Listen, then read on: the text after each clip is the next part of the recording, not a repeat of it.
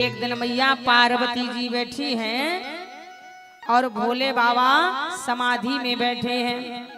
नारद जी आ गए और नारद जी ने देखा कि भोले बाबा तो समाधि में हैं। नारद जी मैया पार्वती के बगल में बैठ गए। बोले मैया एक बात बताओ, जहाँ झगड़ा ना हो सो नारद जी को। नारद जी ने कहा मैया एक बात बताओ, भोले बाबा आपसे सारी बातें बताते हैं। पार्वती जी ने कहा हाँ भाई, हमसे ऐसी कोई बात छुपी ही नहीं है, न छुपाते हैं, सारी बात बताते हैं। तो नारद जी ने कहा तो अच्छा ये बताओ, भोले बाबा के गले में मुंडों की माला किसकी पड़ी? पार्वती जी बोले हमें पता।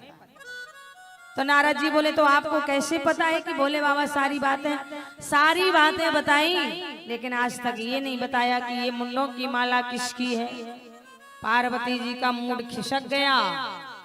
माताएं तो शक की बीमारी वाली, सारी बीमारियों का इलाज है, पर शक रूपी बीमारी का कोई इलाज। पार्वती जी महाराज गुस्से में, नारद जी तो गए, भोले बाबा ने देख लिया। भोले बाबा बोले नंदी, बोले हाँ महाराज। क्या नारद जी आए थे? बोले हाँ महाराज। बोले तभी तो यहाँ का माहौल बड़ा गर्म लग रहा है। पार्वती जी मैया बोली, बगल में बैठ गई। बोले महाराज आज तक मैंने आपसे कुछ नहीं पूछा, पर आज बताओ ये आपके गले में मुंडों की माला किसकी है? भोले बाबा बोले आप उससे क्या लेना देना, आप खुश हो, कैलाश में हो, अरे हमारा शरीर है, हम पहने। पार्वती जी बोले तो अर्धांगिनी तो हम भी हैं, जल्दी बताओ, नहीं भोजन पानी बंद, ये मुंडों की माला किसकी है? तब भोले बाबा ने कहा ये जितनी भी मुंडों की माला हम गले में पहने हैं देवी, तुम्हारी ही पहने। क्या कहा? बोले हाँ, तुमने जितनी बार अवतार लिया, हमसे विवाह किया, और हम तुमसे इतना प्रेम करते थे कि जब जब तुम्हारा शरीर छूटता था, हम तुम्हारे मुंडों की माला धागा में पिरो के अपने गले में पहन लेते। पार्वती जी मैया की आंखों में आंसू आ गए। आप इतना प्रेम करते थे? बोले हाँ। तो पार्वती जी ने कहा तो महाराज बुरा नहीं मानिएगा, आप जिंदा बने रहे और हम इतनी बार मर गए। भोले बाबा बोले हम अनादि हैं,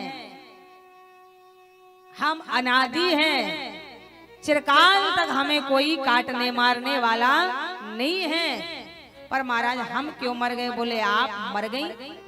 पार्वती जी ने कहा तो महाराज ना अब हमें मरना है, ना जन्म लेना है, अब तो हमें भी अजर अमर होना है, कोई ऐसा उपाय बताओ। भोले बाबा बोले वो है राम कथा। तो वही मैया पार्वती आज भोले बाबा से पूछ रही है, बंदहु पद धर धरन सर, विनय करई कर जोर, वर्ण हो रघुबर विमल जसो, श्रुति सिद्धांत निचोर, कथा जो सकल। तब भोले बाबा से कहा महाराज मुझे राम कथा सुनाइए। आखिरकार जो निराकार है, सगुण रूप से अवतार क्यों हुआ? भगवान कैसा है? निराकार है, हम सबके बीच में हैं, पर हमें दिखाई नहीं देता है। हर जीवात्मा में है ईश्वर अंश, जीव अविनाशी, चेतन अमल, सहज सौख्यरा। भगवान सबके बीच में है, जर्रे जर्रे में, कण कण में, पशु पक्षी में, जीव जंतु में, नर नारी में, कीड़ा मकोड़ा में, हर जगह, नदी झरना में भी भगवान है। तो महाराज पर वो जो निराकार है, बिन पागे चलई सुनहि बिन काना, करे बिन करम करई विधोनाना। आज वही मैया पार्वती जी आनन रहते सकल रस भोगी, बिन बानी बकता बड़ जोगी। आज जब भोले बाबा से मैया पार्वती जी ने पूछा तो भोले बाबा कहने लगे कि जब जब होए धर्म के हानि बाढ़े असुरे अधम अभिमानी तब तब धरे प्रभु विविध शरीरा हर ही कृपा निधि सज्जन पीरा। अब राम जी की राम जन्म की कथा यहाँ से प्रारंभ होती आए। जिन्हें जिन्हें अयोध्या चलना है बोलो भाई, अयोध्या कौन कौन गया है?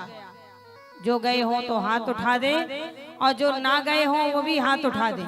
हम आज आपको बैठे बैठे बोलो बैठे बैठे गिरौज से अयोध्या पहुंच जाओगे और अयोध्या का ही नजारा देखोगे। बोल अयोध्या धाम की जय।